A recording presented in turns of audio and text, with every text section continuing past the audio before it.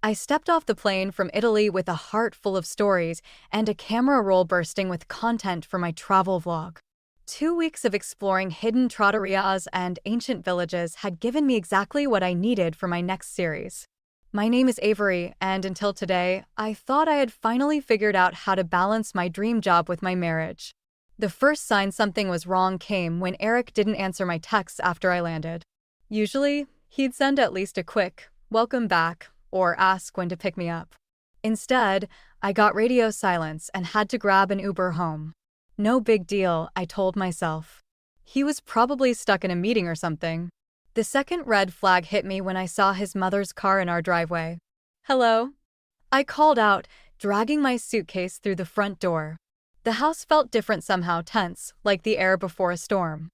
I found them sitting in our living room like they were waiting for a funeral to start. Eric perched on the edge of the couch, his hands clasped together so tight his knuckles were white. His mother Lorraine sat next to him, ramrod straight in her designer pantsuit, lips pressed into that thin line I'd grown to hate over the years. "Welcome home, dear," Lorraine said, in that syrupy voice that always meant trouble was coming. Eric wouldn't look at me. "We need to talk, Avery." My stomach dropped. I'd seen enough movies to know nothing good ever followed those words. "What's going on?"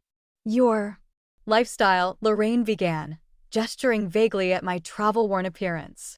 "It's becoming concerning." I let out a laugh that probably sounded more nervous than I intended. "My lifestyle? You mean my job? The one that's finally taking off?" "That's exactly what we mean." Eric finally looked up, and something in his eyes made me take a step back. "This isn't sustainable, Avery. The constant traveling, the irregular income, living out of a suitcase.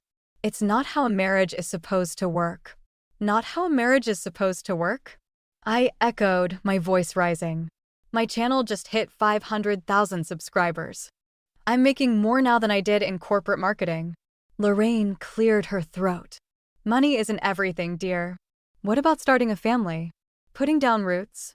"We agreed to wait on kids," I said to Eric, ignoring his mother. "You said you supported this." "I supported a hobby," he replied, standing up. "But this has gone too far. I need stability, Avery. A real wife, not someone who's gone more than she's home."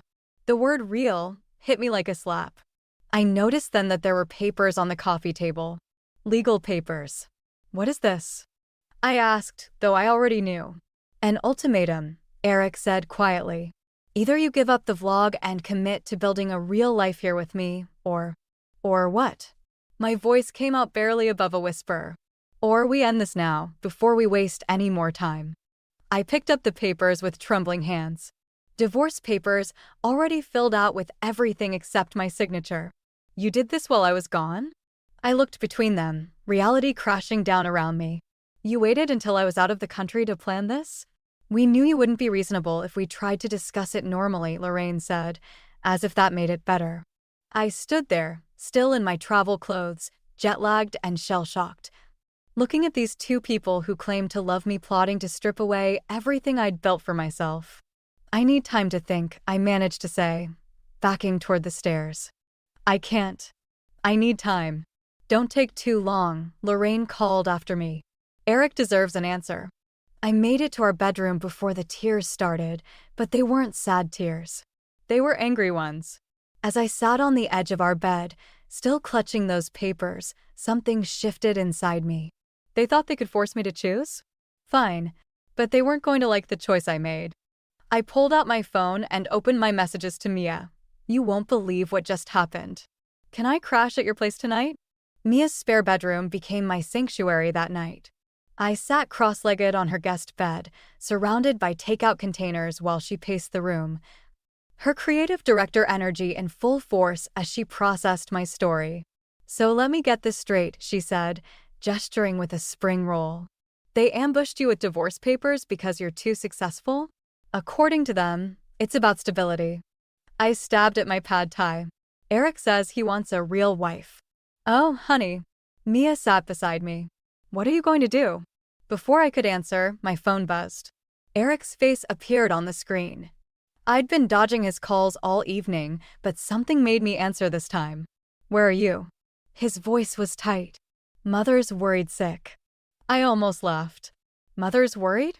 I'm the one who came home to an intervention. Just come home. We can talk about this rationally. Rationally? The word tasted bitter. Like how you rationally waited until I was out of the country to plan this with your mother? That's not fair. I've been trying to talk to you about this for months. No, you've been dropping hints about how my work isn't serious enough. There's a difference. Silence stretched between us. Then, I got a promotion. What? Senior partner. They announced it while you were gone. It means more responsibility, more stability. We could finally start that family mothers always. Stop. My hand tightened around the phone. Just stop. This isn't about your promotion or your mother's wants. This is about control. Don't be dramatic, Avery. I'm trying to build a future for us. No, you're trying to build the future you and your mother want. Did you even watch any of my Italy videos? More silence. Of course he hadn't. I have to go, I said. I'm working on editing my new content. See? This is exactly what I mean. You're always working on your little videos instead of. I hung up. Mia watched me carefully. You okay? I need my laptop. I was already pulling it out of my bag. Remember that amazing grandmother I met in Tuscany? The one who taught me her family's secret pasta recipe. Yeah? I'm posting that video tonight. Not next week like I planned. My fingers flew over the keyboard. With a special dedication. Avery. Mia's voice held a warning note. To all the women who were told their dreams weren't practical enough. I typed in the description. And to those who tried to clip their wings. The next morning, my phone exploded with notifications. The video had gone viral overnight, with comments pouring in from women sharing their own stories of being pressured to give up their passions for someone else's comfort. Then came the text from Eric. My colleague saw your video. Was that really necessary? I was crafting a response when another message appeared, this one from Lorraine. You're embarrassing this family. Eric deserves better than your childish attention-seeking. My hands shook as I typed back. Family? You mean the one trying to force me to choose between my identity and your approval? We're trying to help you grow up, she replied. One day you'll thank us.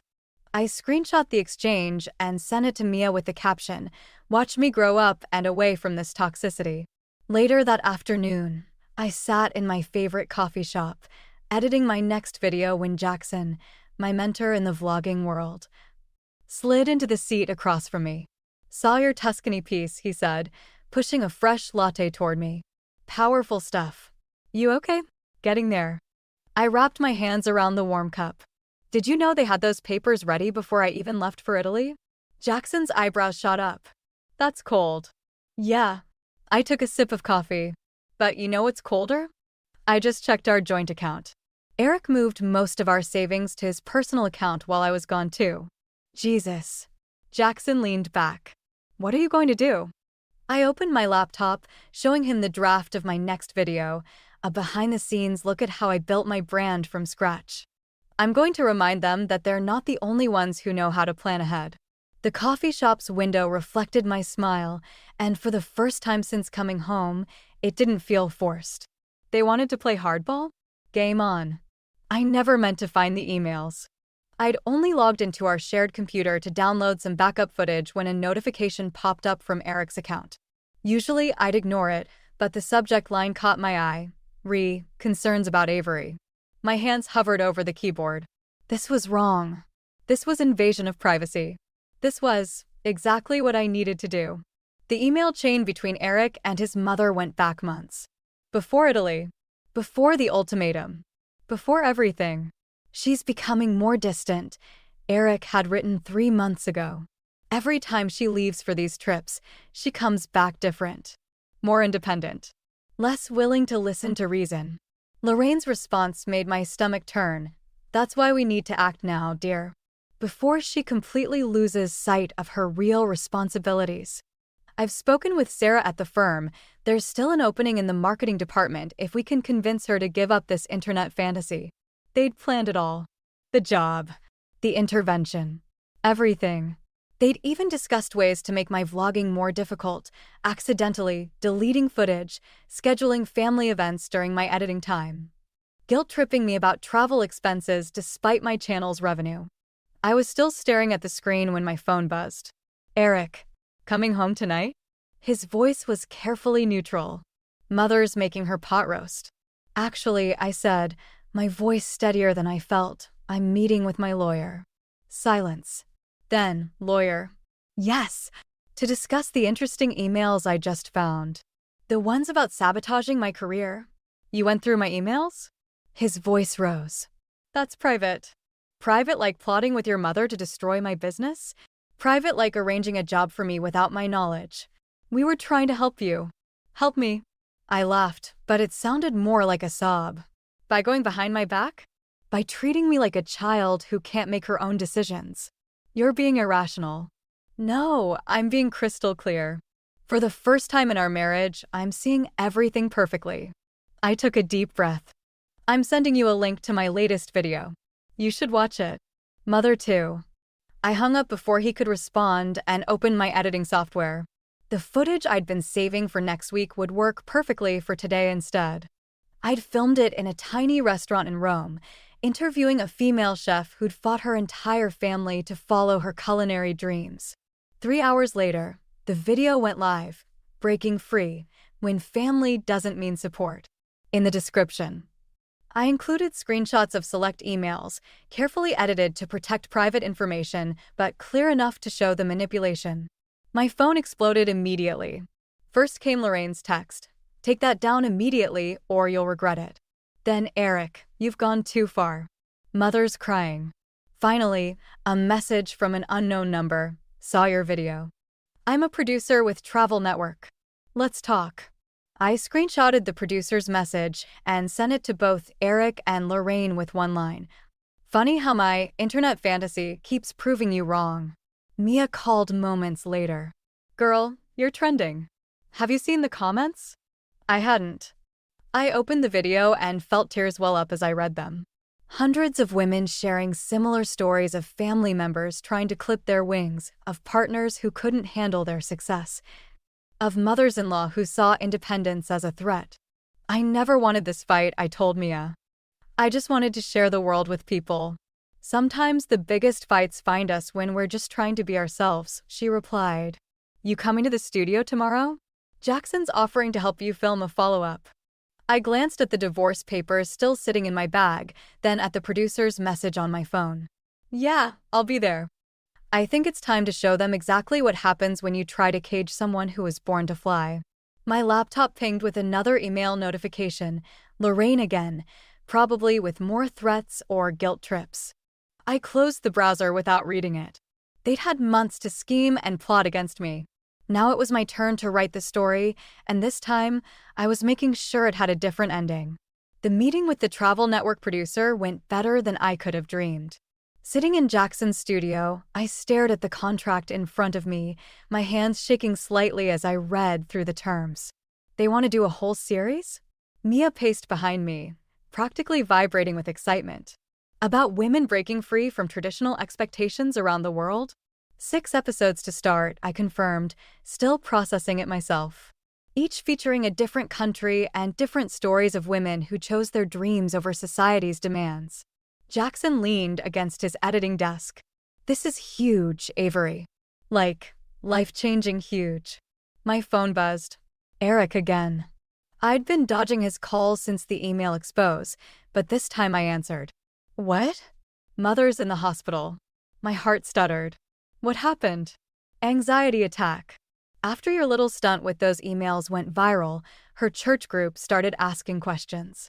She couldn't handle the shame. The guilt hit hard, exactly as he intended. That's not fair, Eric. Fair? Was it fair to expose private family matters to the world? To humiliate us both for some internet fame? I looked at the contract on the table, then at my friends watching with concern. No. What wasn't fair was you two plotting behind my back to destroy my career. What wasn't fair was, she's asking for you, he interrupted. Says she needs to explain something. Something about her own mother. I caught Mia's eye, saw her subtle head shake of warning. I can't. I have a meeting. More important than family? You lost the right to play the family card when you chose your mother's happiness over your wife's. Silence stretched between us. Then I saw the video. The one about the chef in Rome. You actually watched it? Yes. His voice softened. She reminded me of you. Passionate. Determined. A pause. Scared of disappointing everyone. My throat tightened. I'm not scared anymore.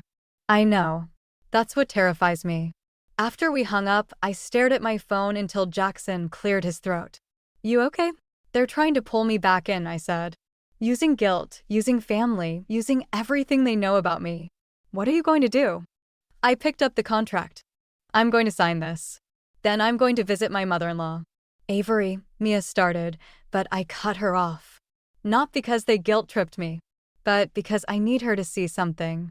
An hour later, I walked into Lorraine's hospital room, laptop under my arm. She looked smaller somehow, vulnerable in the hospital gown. Eric wasn't there, probably at work, keeping up appearances. Come to finish what you started? Her voice was weak, but still carried that edge. No. I set up my laptop. I came to show you something. I pulled up the rough cut of my next video, interviews with my followers sharing their stories of breaking free. Women who started businesses in their 50s, who went back to school after divorce, who traveled the world solo after years of being told they couldn't. These are the lives you wanted to prevent, I said quietly. These are the dreams you tried to crush because they scared you. You don't understand. But I do, because they told me about the Lorraines in their lives too. The women who tried to keep them small because they never got the chance to be big themselves. Her face crumpled. My mother didn't let you pursue art school. I know. Eric told me once. Tears slid down her cheeks. I was trying to protect you from disappointment. No, I closed the laptop. You were trying to protect yourself from regret. But it's not too late, Lorraine. Not for either of us. I left the contract on her bedside table as I walked out. Let her see what her daughter-in-law was capable of. Let her understand what she'd tried to stop. My phone buzzed with a text from the producer. When can you start filming? I smiled as I typed back. How soon do you need me? Sometimes the best revenge isn't about destroying someone's world. Sometimes it's about building your own so magnificently that they have to watch from the sidelines, knowing they tried to stop it from existing. The dinner was my idea. One last attempt at reconciliation, I told myself, though deep down I knew it was more about proving something. I'd spent the afternoon cooking a traditional Italian feast, recreating recipes I'd learned in Tuscany. The same recipes that had helped launch my channel's success. Eric arrived first, wearing the careful expression of a man walking into a minefield. Smells good. Thanks. I kept my focus on plating the osso buco. Your mother here yet? She's parking. Avery. He stepped closer. About the hospital visit. The doorbell cut him off. Lorraine swept in, designer handbag clutched like a shield. Well, isn't this quaint? I'd set the dining room table with my best dishes, candles flickering against the growing darkness outside. The travel network contract sat beside my plate and signed, but impossible to ignore. I made everything from scratch, I said, serving the food, including the recipes I learned from that grandmother in Florence. The one whose video you both refused to watch. Lorraine picked up her fork with practiced elegance. Dear, about that contract. Let's eat first, Eric interrupted. Can we just have one normal family dinner? Normal. The word tasted bitter. Like the normal life you planned for me behind my back? Avery, Lorraine's voice carried that familiar warning tone. We've apologized. What more do you want? Apologized? I set down my wine glass harder than intended. You had an anxiety attack and played the victim. Eric blamed me for humiliating you. Neither of you has actually apologized. Because there's nothing to apologize for, Eric snapped. We were trying to help you. Help me. I pulled out my phone, opening my analytics app. My channel has over 1 million subscribers now. The video about that Roman chef? It paid for this dinner. The series about breaking free from toxic expectations? It's funding my lawyer. Lorraine's fork clattered against her plate. Lawyer, did you think I wouldn't fight back? I turned to Eric. Did you really believe I'd just give up everything I've built because you and your mother decided it wasn't proper enough? We decided? Eric laughed, but it wasn't kind. You decided years ago that your internet fame was more important than our marriage. Internet fame? I stood up, hands shaking. I built a business. I created something meaningful. While you two were plotting to cage me in some corporate job, I was helping other women find their voice. And what about my voice? Eric stood too. What about what I wanted? What you wanted? I gestured at Lorraine. Or what she wanted for you. Don't you dare, Lorraine started, but I cut her off. No, I'm done being polite. I'm done pretending this is about family or stability or whatever excuse you're using this week. This is about control. This is about you being so scared of change that you'd rather destroy your son's marriage than let him be happy with someone who doesn't fit your mold. The silence that followed felt like glass about to shatter. Then Lorraine reached for her bag, pulling out a familiar document. The contract I'd left at the hospital. You want to know what I think about your success? She ripped the contract in half. I watched the pieces flutter to the table, something breaking and reforming inside me. Thank you. Thank you. Eric looked confused. Yes. I walked to my office, returning with another copy of the contract, this one already signed. Thank you for finally showing me who you really are. Both of you. What does that mean? Lorraine's voice wavered. It means I start filming next week. In Paris. I picked up the torn contract pieces. And when I get back, I won't be coming home. My lawyer will be in touch about the divorce proceedings. Avery, wait. Eric reached for me, but I stepped back. I made tiramisu for dessert, I said, gathering my keys and phone. Enjoy it. Consider it a parting gift, proof that sometimes the sweetest revenge is simply living well. I walked out of my house for the last time, leaving them with their cold osso buco and shattered expectations. In my car, I texted Mia, "It's done. Can you help me pack tomorrow?" Her response was immediate. "Proud of you. Wine and boxes are ready whenever you are." I started the engine, watching the dining room lights through the window. Sometimes you have to burn bridges to stop yourself from crossing them again. The morning I planned to leave for Paris, I woke up to find my YouTube channel gone. Not just a video or two, the entire channel had vanished. 5 years of work, over 1 million subscribers, everything that proved I wasn't just playing at success, disappeared overnight. My hands shook as I called Jackson. Someone hacked me. Everything's gone. I'm on it, he said. But Avery, there's more. Check your email. The Travel Network's message was brief, due to concerns about recent controversies and channel instability. We regret to inform you that we must withdraw our offer. My phone buzzed with a text from Eric, Mother knows people in television. Maybe now you'll understand what real stability means. I sat on Mia's guest bed, surrounded by half-packed boxes, trying to breathe. They'd finally done it. They'd found a way to clip my wings. We can fight this, Mia said, pacing the room. Jackson knows cybersecurity people. We can prove. Prove what? My voice cracked. That my mother-in-law has connections? That my husband's firm probably handled the network's accounts? They made it look legitimate. Clean. My phone kept buzzing. Followers asking what happened. Collaborators wondering about planned projects. Each notification felt like another brick in the wall they were building around me. Then came Lorraine's call. Against my better judgment, I answered. Ready to be reasonable? Her voice dripped with false concern. Eric's willing to forget all this unpleasantness. The marketing position is still open. Did you enjoy it? My voice was eerily calm. Destroying something I built just because you couldn't control it? Oh, darling. We saved you from yourself. From this fantasy world you'd created. Real life isn't about gallivanting around the globe, pretending to be something you're not. The only pretending I did was trying to be the daughter-in-law you wanted. Come home, Avery. Stop this foolishness. I ended the call and turned to Mia. I need your camera. What? Your camera. And help me set up my phone to record. Understanding dawned in her eyes. They can take down your channel, but they can't stop me from starting over.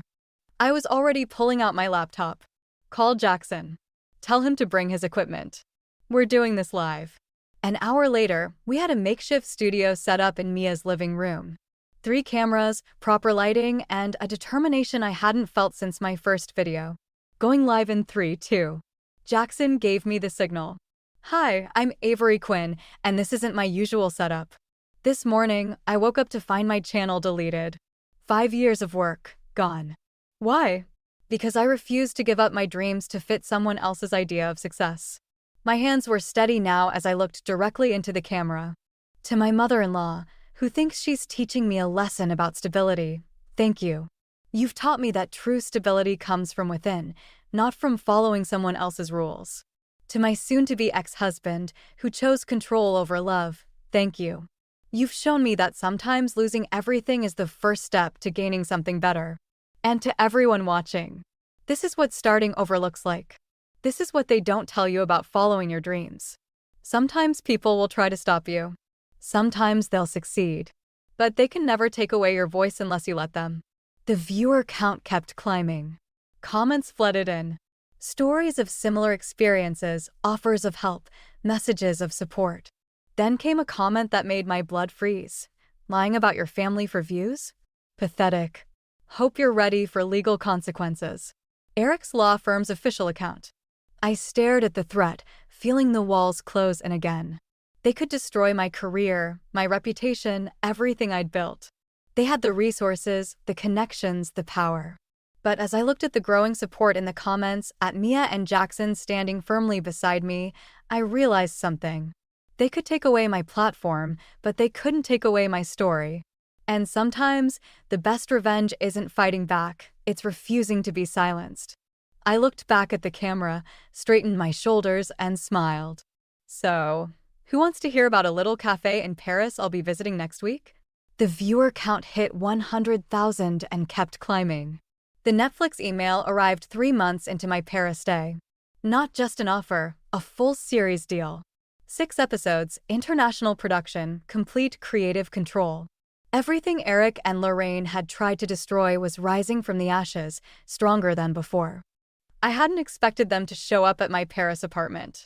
But there they were, standing in my doorway like ghosts from a life I'd left behind. Impressive view, Lorraine said, pushing past me into the sunlit space. The firm's been following your recovery with interest. Eric lingered by the door, looking uncomfortable in his tailored suit. We saw the Netflix announcement. Did you? I kept my voice neutral, though my hands itched to grab my phone and start recording. Funny how life works out sometimes. Darling, Lorraine settled onto my couch like she owned it. We've been thinking. Perhaps we were hasty in our approach. Hasty? I laughed, the sound echoing off the Parisian walls. You destroyed my channel. Threatened me with legal action. Tried to force me into submission. And look how well you've landed on your feet. She smiled, all teeth. Thanks to our motivation. Mother, Eric warned, but she waved him off. The family name still carries weight, she continued. We could help with the Netflix project. Open doors. Make introductions. I walked to my window, looking out at the Eiffel Tower in the distance. Why are you really here? The firm's struggling, Eric admitted quietly. Your story. It resonated with people. Clients are asking questions about how we handled things. So this isn't about reconciliation, I turned back to them. It's about damage control. It's about family, Lorraine insisted. About putting the past behind us and moving forward. Together. My phone buzzed, a reminder about today's shoot. The irony wasn't lost on me. I was supposed to be filming a segment about women reclaiming their power. You know what the biggest lesson of all this has been? I moved to my filming setup, adjusting the camera. Sometimes the people who claim to love you the most are the ones most afraid of your success. What are you doing? Eric stepped forward. Creating content. I hit record. Tell me, Lorraine, why did you really come to Paris? To support me? Or because your son's firm is bleeding clients after trying to silence a woman for choosing her career over conformity? Turn that off, she snapped, mask cracking. No. I stood straighter.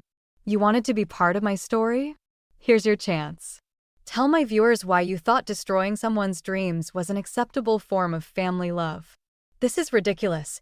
Eric moved toward the camera, but I blocked him.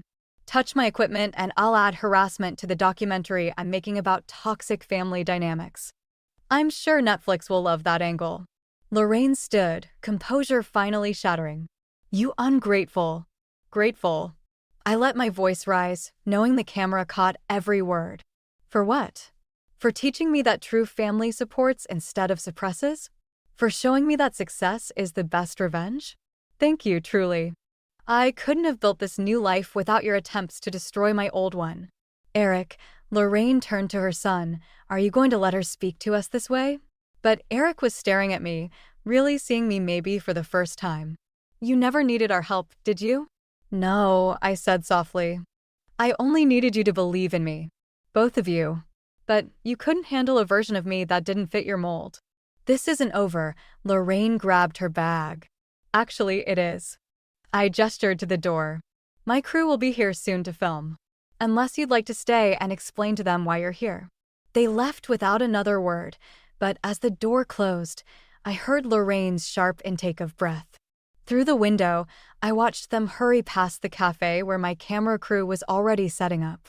I touched my phone, stopping the recording. Sometimes the best revenge isn't about getting even.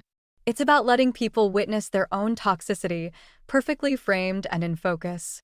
1 year later, I stood in front of a packed auditorium in New York, preparing to screen the final episode of my Netflix series. The show had exceeded everyone's expectations, becoming a rallying cry for women fighting to define success on their own terms. Mia sat in the front row, beaming, while Jackson filmed from the side, probably for his own documentary about independent creators. The energy in the room crackled with anticipation. Then I saw her slip in through the back door. Lorraine, looking smaller somehow, clutching a familiar leather-bound notebook I recognized from her college days. The art portfolio she'd never shown anyone. I began my introduction. A year ago, I thought losing everything meant the end of my story. Instead, it was just the beginning. The lights dimmed, and the episode began to play. Afterward, during the Q&A, a young woman stood up. What would you say to the people who tried to stop you? Before I could answer, another voice cut through the crowd. Lorraine had made her way to the microphone. I can answer that, she said, her voice wavering. Because I was one of them. The room went silent. My heart pounded as she opened her portfolio, pulling out a yellowed piece of paper. 40 years ago, I got accepted to art school in Paris. Her hands shook. My mother tore up the acceptance letter. Said proper women don't abandon their families for foolish dreams. She looked directly at me. I became the very thing I hated because it was easier than admitting I was wrong. I gripped the podium, unsure whether this was another manipulation or something real. The firm filed for bankruptcy last month, she continued. Eric's starting over at a smaller company. He's happier, actually. Away from my influence. She managed a small smile. Your success didn't destroy us, Avery. It freed us. After the event, I found her waiting by the exit, clutching her portfolio like a shield. These are good, I said, glancing at the sketches she'd finally shared. Really good. I'm taking classes now, she admitted. Local art studio. Baby steps. Why are you telling me this? Because you deserve to know that your revenge wasn't just about proving us wrong. It was about proving that it's never too late to be right. She handed me an envelope. I wrote this months ago, but never had the courage to send it. Later that night, in my hotel room, I opened her letter. Pages of confessions, regrets, and finally, understanding. The last line caught in my throat.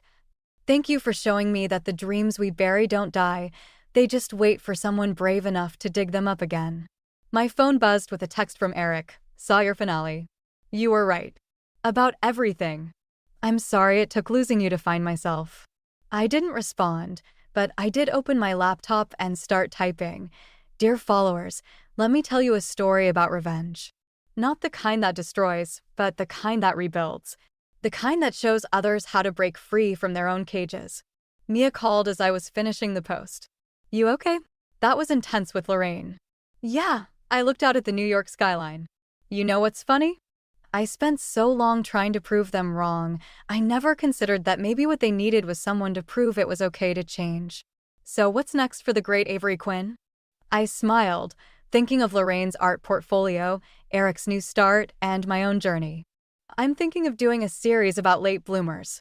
People finding their passion after everyone told them it was too late. Revenge by inspiration? Mia laughed. Very you. No, I corrected her, watching the sun set over the city. Not revenge. Revolution.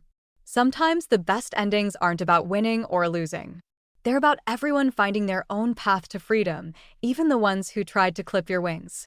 Because in the end, the greatest victory isn't in proving others wrong, it's in proving to yourself that you were right all along.